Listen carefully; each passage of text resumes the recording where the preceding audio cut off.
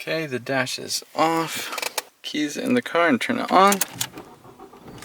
And the dash remains off.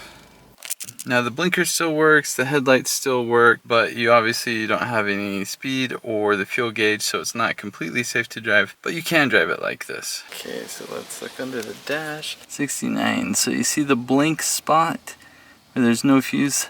69 is right below that. It's the 5 amp fuse. We're gonna take that out. You can see here, 68 not used, 69 5 amp instrument cluster. So I took out that fuse and it does not look burnt out, but we are going to replace it anyway. So here's a fuse kit. It's got a bunch of fuses. Let's get a 5 amp fuse. If you own a car and you don't already have a kit like this, you should absolutely get one. You will use it. Oh, these are big fuses. I need to get the small fuses. A mini fuse. I don't even need to turn on the car to know that it worked, because when I open the door, boom, lights up. Cool beans. Let's turn it on anyway so I can feel good.